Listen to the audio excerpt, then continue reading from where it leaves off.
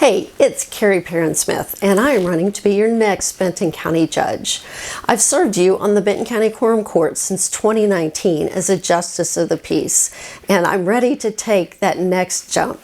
When I decided to run for Benton County Judge, I wanted to make sure that I was running on real solutions.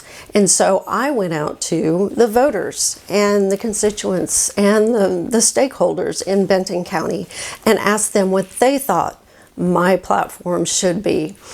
And so over the last year, I've sat across the table from people who helped me work through the issues, helped to understand the real issues that people all over the county were dealing with. And what I present to you today are 11 initiatives that make real sense, that deliver real solutions, and help stretch taxpayer dollars farther. Now, we have 5 judicial races on the ballot this primary, but the Benton County Judge isn't a judicial judge at all. It is actually the chief administrative officer of the county, or something like a mayor.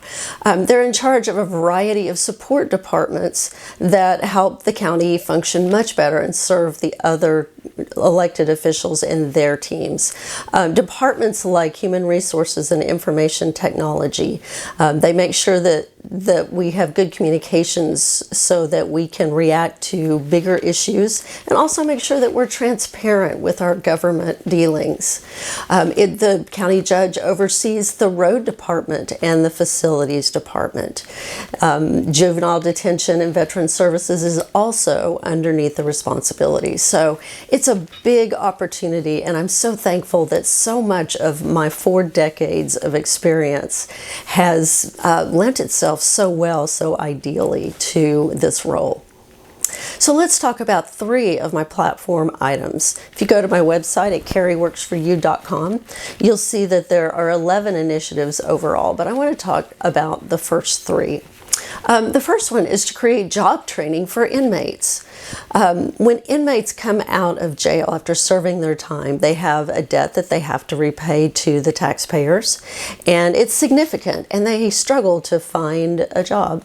And so if we were able to provide them trade skill training, then they would have an opportunity to go out and work for one of our many employers who have such a need for a trained employee.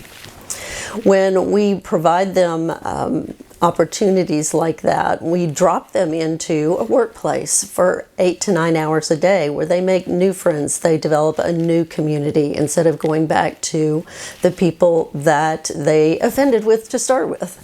And so they get a chance to really do something to change their life. And when you look at the family network that is wrapped around an inmate who is coming out, they have parents who have probably exhausted every resource, and they needed to rely on the criminal justice system to provide that next level of correction. Some of them have spouses, they have children that they either will live with them or they pay child support for. But when we change the trajectory for that family, it makes change for generations. And so the criminal justice system is a huge taxpayer burden, but if we can stop the recidivism, that will make a huge help and provide a great future for those inmates so that they can change their ways forever. The second initiative on my platform is to help our smaller towns grow their tax base. I have loved living in Rogers all of these years, and I had a front row seat to what the city was doing to develop and grow and what worked and what didn't. Part of my district is also in Bentonville, and so the issues are different there, but it's been such a great lesson for me to be able to study them. It's time now for us to look at how we help our taxpayers out in the smaller towns grow their tax base. Currently, they may drive into Rogers and Bentonville, and they may do some shopping, and they may get lunch while they're there and gas up their car and go get ice cream, maybe do some additional shopping at the mall.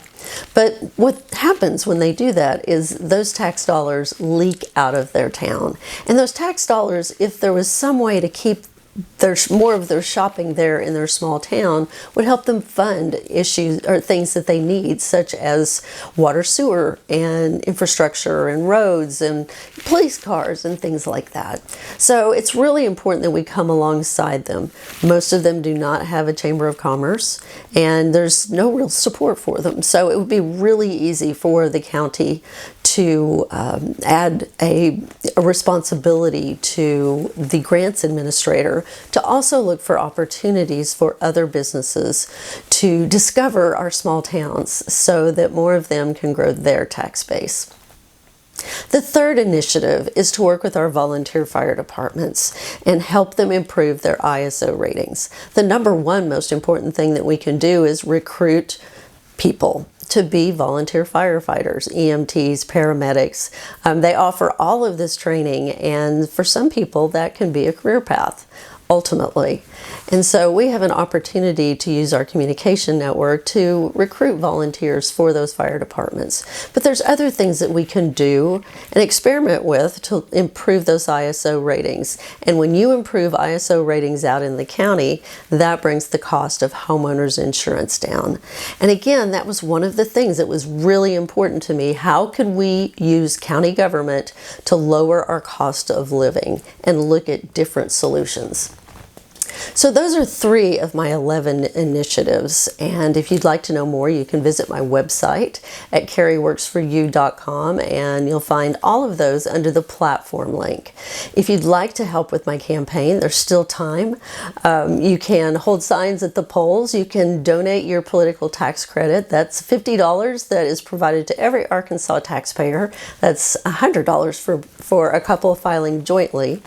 And donate that, write that check today or donate online to my campaign. I'm running a grassroots campaign, so I run it a little leaner, but this is a countywide race and it's up against a very competitive opponent.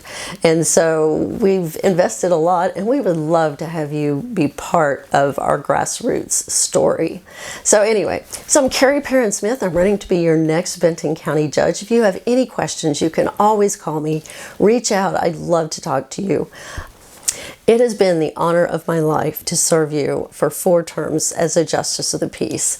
I will be your Justice of the Peace through the end of the year, no matter what happens, but I'm asking that you give me another 4 years to serve you as your Benton County Judge. We could do great things together, and I think it's a really great opportunity for us to choose how we lead in Northwest Arkansas and lead in Benton County, because we are the economic engine of the state. And what we say and do matters here, and it affects the whole rest of the state. Again, visit my website at carrieworksforyou.com. I'm Carrie Perrien Smith.